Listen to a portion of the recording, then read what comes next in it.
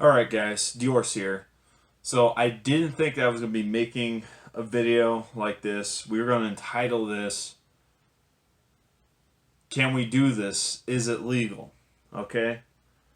Um, you could say this is kind of a continuation off of my one previous video about converting AR-15s to full auto. Okay? Um, so one of the people that left a comment on my video about my review on the ATI top folding buttstock for the 12 gauge shotgun. He asked me, can you install this buttstock, this top folding buttstock on a Mossberg 590 Shockwave? The guy's name is Oscar Garcia. Oscar, I think I've typed you up a pretty well detailed response on my video. I just thought I would go ahead and make this into a video because I feel that this is a pretty common question for a lot of people, and I would like to provide some insight. Now, before I go on, let me give you a bit of a disclaimer. I am not a lawyer. I am not giving you legal advice. I am just giving you the rules that the ATF have already established, okay? What you can and cannot do with certain firearms. And we're going to discuss the three most common firearms: the shotgun, the pistol, and the rifle, okay? Now, we are going to pretend that this Mossberg Maverick 88 is in fact a Mossberg 590 Shockwave or a Remington 870 Shockwave. It's not, but we're going to pretend, because I do not have any of these examples, of these weapons I'm about to discuss out here on the table. But this Mossberg Maverick 88 will work as a good stand-in. Okay, we are going to pretend for 1 minute that this is a Mossberg Shockwave. Now we got to establish what is legally classified as a shotgun, what is legally classified as a long gun. As far as the ATF is concerned, a long gun is legally classified as a firearm, a receiver of a firearm. Okay, receiver being, receiver. Okay, this is a receiver. This is a receiver. This is a receiver. A receiver is the firearm is legally classified as a receiver. The receiver is what houses a trigger group and a firing pin. Okay, can be made into an operational firearm. This is also what happens to have the serial number stamped on it. I can pick up any of these firearms and I can point out to you where the serial numbers is located on these firearms. Handguns typically located on the side or on the bottom. Rifles typically located on the opposite side, right here on the magazine well, opposite of where the bolt carrier, the opening for the bolt carrier is. Okay, shotguns typically either located right here on the bottom of the receiver, or it can be located right here on the back side of the receiver, right back here where it dovetails off right above the trigger group. Now, ATF, like I said, they define a long gun. Basically, it uses a buttstock, okay? So any firearm that uses a buttstock to fire, to operate, is legally considered a long gun. A shotgun is a long gun, okay? This is a long gun because when it came from the factory, it came with a buttstock. Currently, right now, it has a buttstock mounted to the receiver. Legally speaking, this is a buttstock. Even though it's folded over right now, this is still considered a buttstock because I can fold it out and now it's a buttstock. So even so, there are other gray areas that we're going to get into as well. What defines a long gun, okay, from a handgun or a rifle or a pistol, okay? This is a long gun. This is a shotgun, okay? I know it sounds kind of silly, you know, basic rudimentary, elementary stuff that, you know, gun guys talk about. This is, like I said, this is a long gun. That means I cannot take a hacksaw and legally shorten this barrel. This barrel is at its legal shortest length for a shotgun, which is 18 inches. Okay, technically this is 18 and a half, but this is the legal. This is the legal short. You know, the legal shortest barrel that I can have on this particular gun. Like I said, right now we're gonna like. I know eventually we're gonna pretend that this is the Shockwave, but this is not. Right now, for this current situation, this is a shotgun. Okay. It already had a buttstock. It had a barrel of 18 inches or greater. So this is legally speaking a long gun. I cannot saw this off or anything without filling out a Form 4 with the ATF to apply for a Class 3 weapons permit to convert this over into a Class 3 weapon. On top of that, you need to pay a $250 tax stamp. If for any reason that this has a shorter barrel than 18 inches, this is considered a Class 3 AOW, any other weapon, okay?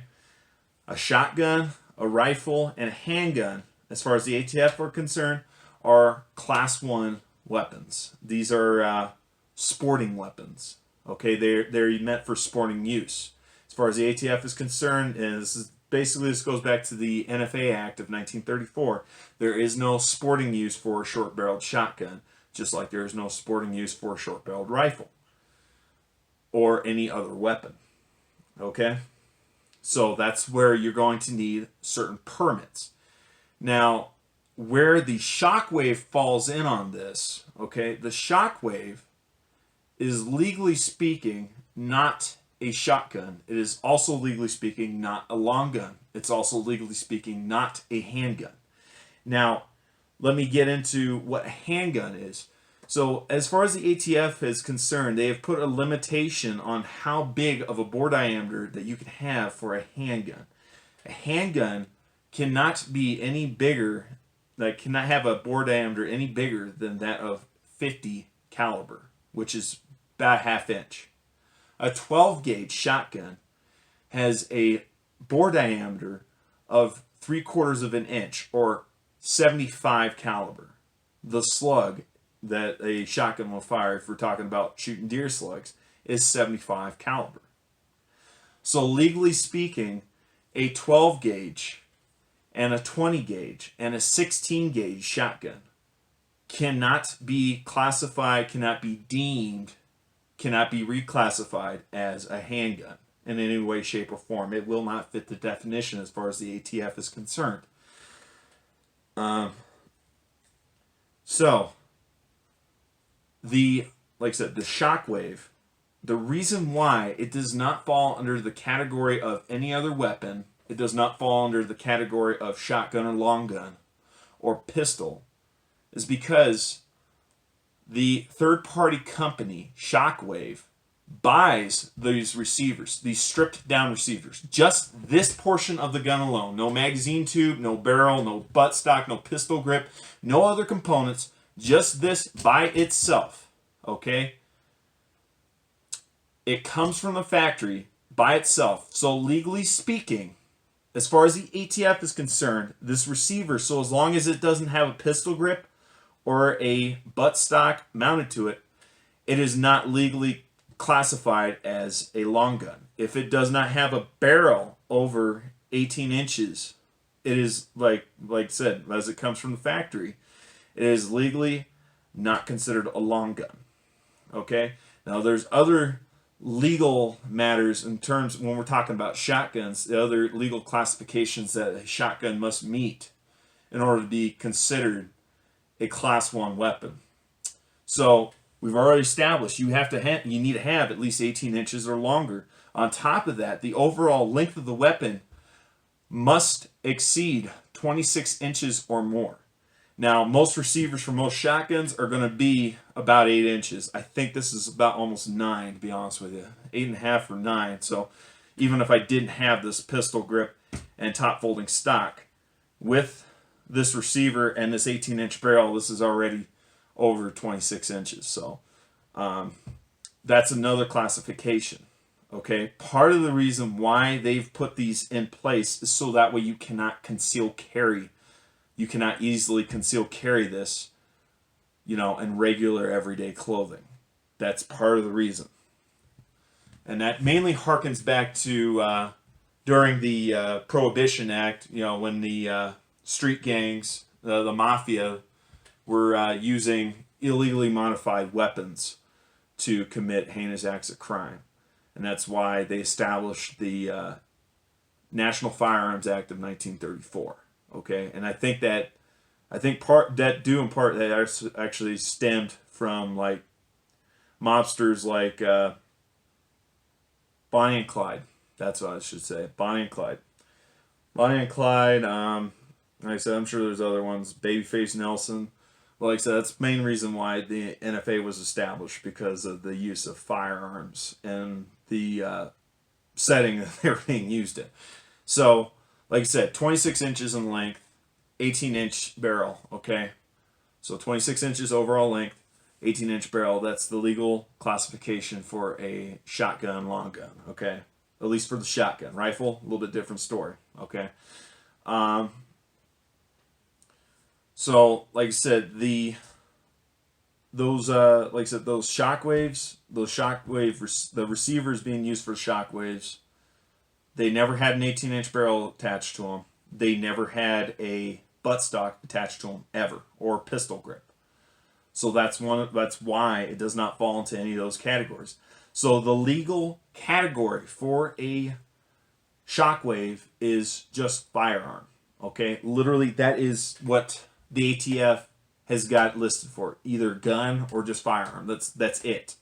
Those are only classifications, because it doesn't fall under shotgun, long gun, handgun. Okay, it's so simply just put it, it's firearm. So what does that mean?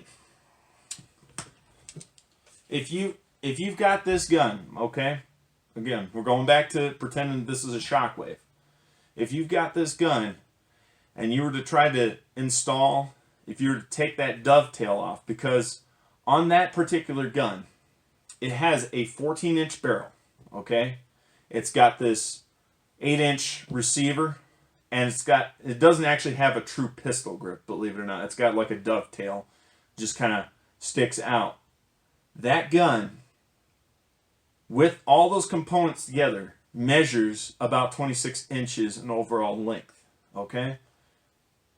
But it never had a buttstock attached to it. It never had a barrel greater than 18 inches, so it's not legally considered a long gun. Like I said, it's just firearm. Now, some of the things that people think about doing to these guns, if you try doing them yourself without even knowing it, you might actually be committing a felony, believe it or not.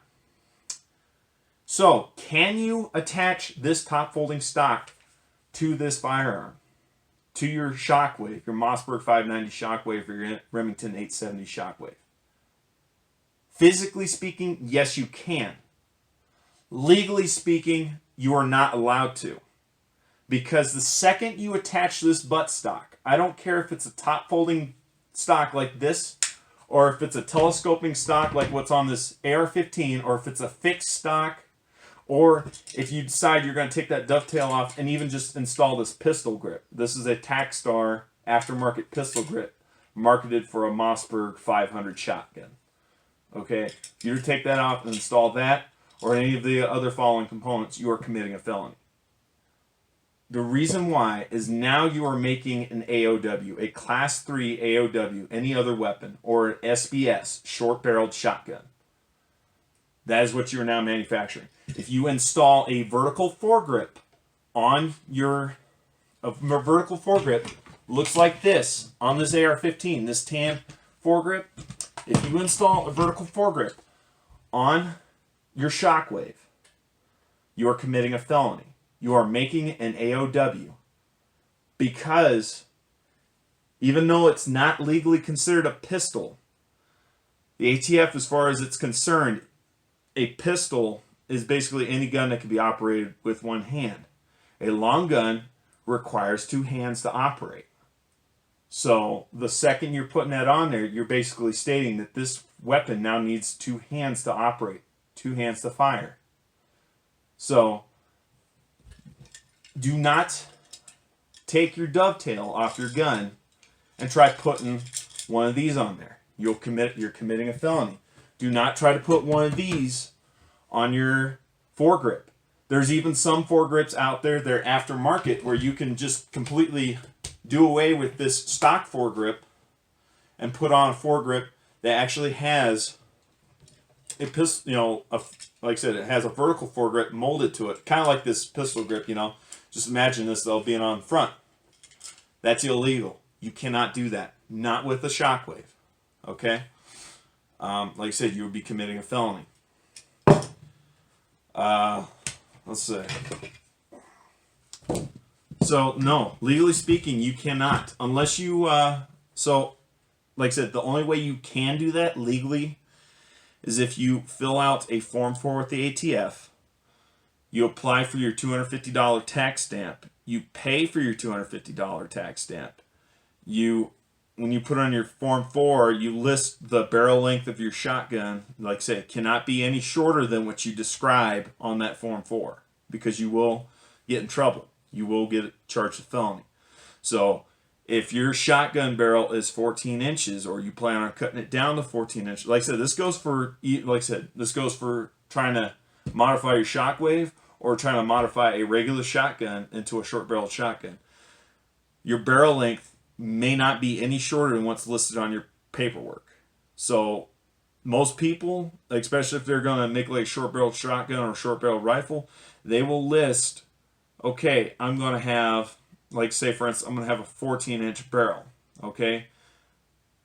I'm going to have a 14-inch barrel on my shotgun. They might say that I'm going to have a 13 3/4-inch barrel on my shotgun on the paperwork, but in real life their barrel's like a 1/4 inch longer. That's okay. But if you got it listed on there that it's going to be 13 3/4 inches and it's 13.5, or you got listed it's going to be 14 inches and it's 13.5 or 13 3/4, you're going to be in some trouble. Like I said, your paperwork has to be accurate. On top of that, you cannot do any of these modifications that I'm discussing until the ATF, until after you pay that $250 tax stamp and the ATF is giving you the green light and the go ahead and modify your weapon. Okay? So, like I said, you put this on here on your Shockwave, you've now made an SBS, a Class 3 AOW. That is not allowed. That is not okay. So, just put that out there. Things to look out for. You cannot put a vertical foregrip on your Mossberg Shockwave or your Remington Shockwave. Not allowed, because you're making a Class 3 AOW. Same thing. Okay? SBS is not allowed. SBR, same thing. Again, I don't have an AR-15 pistol or an AK-47 pistol, so regular AR-15 is going to have to be a stand-in weapon. A lot of people will buy these receivers, okay, that are, like I said, they'll do either the ghost gun or they'll just buy a already milled out, like, finished receiver for an AR-15. Lower receiver. It's fully finished, fully milled out. All they have to do is install the trigger group. Like I said, once it's fully milled out, it's legally speaking a firearm, even if it doesn't have all the fixings for it to be a firearm. If it's fully milled out, the holes are all drilled out, and it's ready to have a trigger group installed, it's legally speaking a firearm. So what a lot of these gun retail stores will do when they're selling these, okay, these are legally speaking marketed as pistols. Believe it or not, these lower receivers are marketed as pistols because the ATF does not know if you're going to build this as a rifle or as an AR-15 pistol. Okay? Now, let me discuss some differences between an SBR, a short-barreled rifle, and a pistol. Okay? An SBR is legally defined by the ATF as a rifle with basically a stock, a butt stock, and a rifle barrel that's under 16 inches. Okay, minimum length for a rifle barrel is 16. Minimal barrel length for a shotgun is 18. Okay, I'm not 100% sure on this one, but I think if I'm not mistaken, overall length on this also has to be at least 16 inches. You know, from the end of the barrel to the end of the receiver. It's got, I believe it's also 26 inches, which I'm pretty certain that this is. Like, this is pretty much all stock. I didn't really do much for modifications on this, so we're good to go on here. So those, like I said, those lower receivers are unfinished. They are legally classified as pistols. The AR-15 pistol is a pistol. The reason why it's classified as a pistol because they don't have buttstocks. You legally cannot put a buttstock on a pistol. You legally cannot put a buttstock on a pistol. You also cannot legally put a vertical foregrip on a pistol. Okay? Because the second you do that, you are making an AOW, a Class 3 AOW. Again, you have to fill out all that paperwork, okay, in order to make your AOW.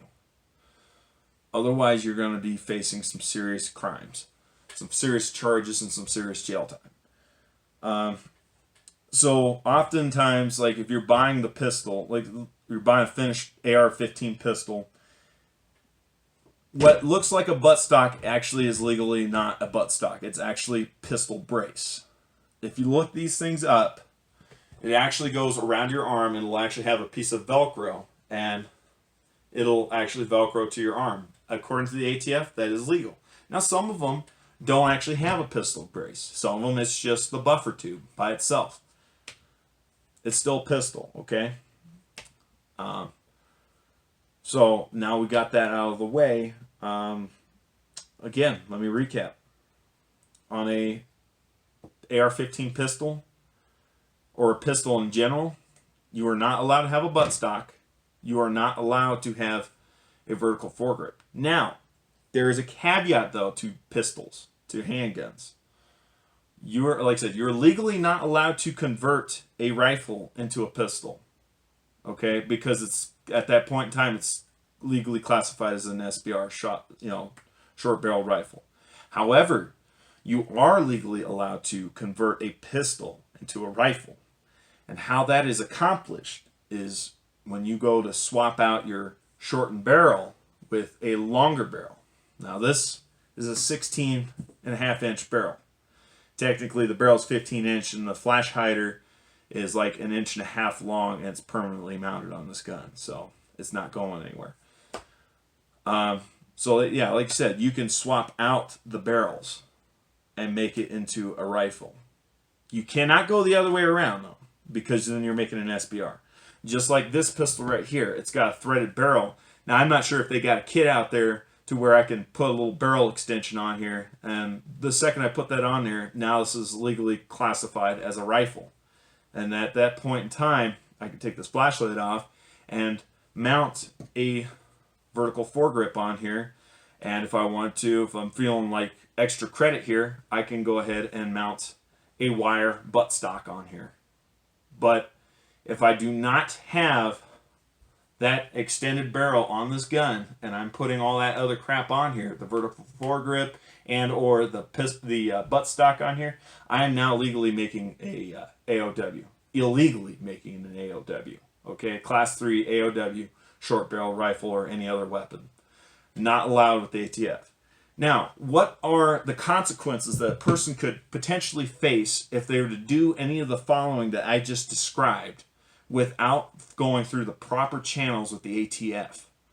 Well, for starters, you're looking at like a Class 4 felony, 10 years in prison, and $250,000 fine per incident. Per incident being per weapon.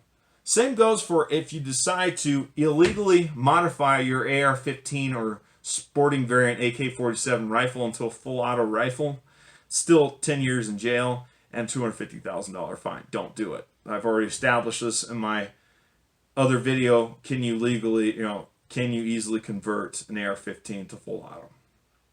So, yeah, like I said, again, if you have a Shockwave and you install one of these on here, and you haven't filled out the proper paperwork with the ATF and legally registered your weapon as a Class 3 AOW, you're looking at, like I said, again, $250,000 fine, 10 years in jail, and go ahead and kiss your firearms rights goodbye forever. Like, this stuff is no joke. I am not making this up. This is not for jollies. Do not do any of this stuff. Do not do any of that. Like, your limitations of what you can do with this kind of firearm, like, assume that this is the, like I said, assume this is the Shockwave that I'm talking about. Your limitations of what you can and cannot do are pretty high. You, like, outside of, say, attaching a, I don't know, let's just say like a special muzzle brake for taking down doors, okay, on this gun. Outside of installing one of those, a door breaking muzzle brake, and improved sights, and possibly a tactical flashlight on here. If you try doing anything else to your weapon, you are illegally. You're more than likely you're making an AOW. If you try to uninstall that pistol grip on here, that little dovetail pistol grip, you're making an AOW. Now, I get it. There's some pistol. There's like two different kinds of Mossberg Shockwaves out there, if I'm not mistaken. There's one that looks really tactical, and then there's another one where it literally looks like a sawn-off shotgun, but it's not. That one that looks really tactical has a pistol grip that's on the verge of being legally classified as a pistol grip, but still not quite a pistol grip. It doesn't quite fit, doesn't quite meet the criteria. Now, you'll have to look up what the legal criteria is for a pistol grip. I can tell you right now, without a doubt, this right here is a pistol grip. This was marketed as a pistol grip. This is legally a pistol grip. If I was to install this on a Shockwave, I'd be committing a felony without filling out the proper paperwork. Now, what can a person do outside of registering their weapons as Class 3? Now, I get there are some weapons out there that are already registered under the National Firearms Act. So, in some cases, you're not going to have to worry about this.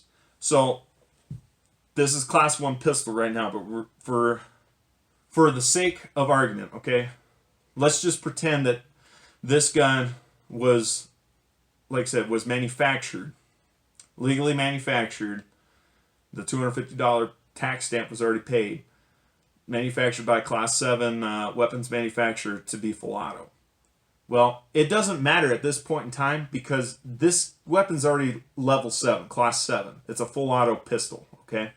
So at that in that case, I can, if I want to put a vertical foregrip on here or a buttstock on here without extending the barrel, I'm more than happy, I'm more than allowed to because it's already registered by the NFA as an NFA item. This is a Class 7. You can't really, there's nothing, like this point in time, there's really not a whole lot you can do in terms of modifications to potentially get yourself thrown in jail because it's Class 7. Same goes for, let's pretend, again, this is an AR-15 Class 1 weapon. Let's just pretend this was a full auto, pre-1986, Class 7 M4. Well, in that case, because it's Class 7, again, if I want to, I could put a shortened barrel on here. I could take the buttstock off or leave it on or what have you. I could put a vertical foregrip on it and still have a shortened barrel. It won't matter because it's already Class 7. It is already registered with the ATF as an NFA item. Other things that might also, like I said, will fall under this, like the pre-1986 SPAS 12 shotguns, the pre-1986 Striker, the Striker shotguns, or the Grossenberg street sweeper shotguns. Those are already registered as Class 3. Like, those are already considered Class 3 weapons as far as the ATF is concerned, which doesn't make a whole lot of sense because those are semi-auto shotguns. But in that case, because it's already Class 3, a lot of people already cut the barrels down on some of those. But like this is Class 1. if I went ahead and cut the barrel down, or if I didn't specify on the paperwork, like I said, if I cut this thing down any shorter than what was already specified on the paperwork, I could be getting in some serious trouble. So there you go. Hopefully this kind of clears up the airwaves. Again, like I said, some things you can't do. Like I said, things that you'd think were harmless, believe it or not, can land you some serious jail time. And believe me, the ATF, they don't play around with this stuff. So you shouldn't either. Anyway, yeah. Hopefully this is a help for you guys. Anyhow, I'm Diorce, and I'm out. You guys have yourselves a good one. Bye-bye.